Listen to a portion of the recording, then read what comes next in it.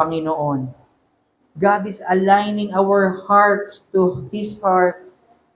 God is aligning our hearts to our belief sa ating mga alam, sa ating mga knowledge.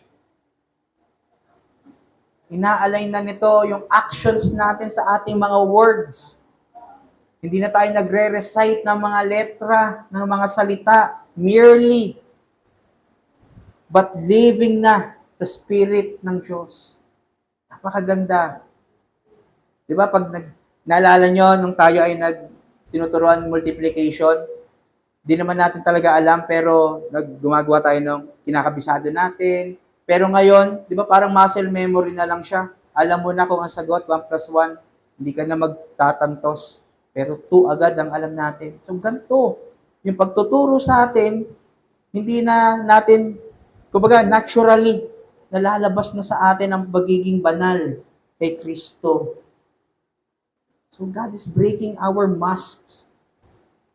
God is breaking our external at synthetic armor na nakahanda ngayong taon. Ang gusto niya, naked tayo palagi sa kanyang harapan. Hindi tayo nagpe-pretend sa kanya at sa ating mga kapatid. Tayo ay dapat lumakad sa sincere at genuine na pag-ibig at unity.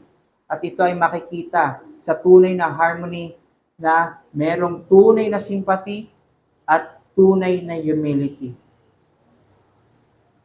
Magtatapos ako sa isang illustration, parang sa barko. Sa barko, may kapitan at meron siyang mapa, meron siyang sinusundan. So pag hindi niya sinunod yon, magwa-wander at mapupunta kung saan-saan yung kanyang barko. So tayo ay parang nasa barko at itong mga salita ng Diyos, kailangan nating sundan para ma-maintain na tayo ay nasa right route ni Kristo. Tayo ay ma-maintain na nasa narrow gate na leading sa glorious end na soon to be revealed at pagdating ni Kristo. Napakaganda nun at napakasaya. Kaya nawa ay magpatuloy tayo na pagiging magkaisa at tayo ay magkaroon ng tunay na affection at relationship katulad ng tunay na affection at relationship ni Kristo sa atin. Let us pray. Maraming salamat, Panginoon, sa umagang ito na niremind mo kami kung gaano ka ka-intimate sa amin, kung gaano mo kaseryoso sa relationship mo sa amin, Panginoon. Pinapaalala mo, Panginoon, na ikaw ang example na dapat naming sundan.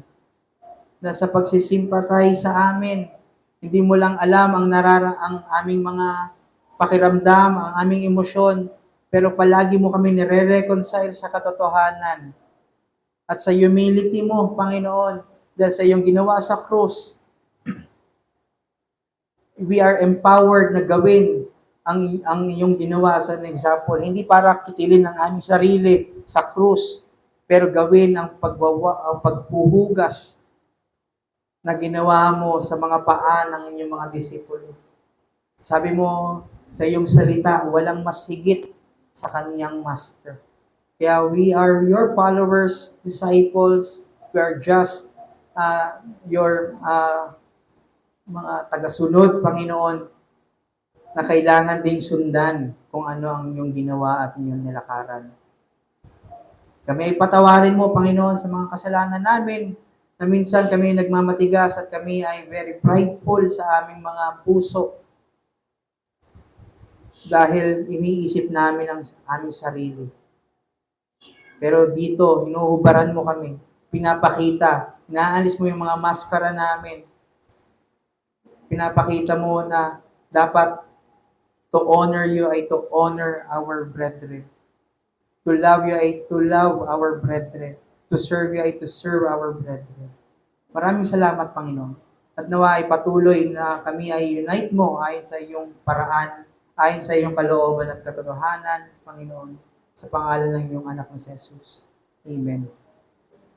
At para sa ating response hymn, dahil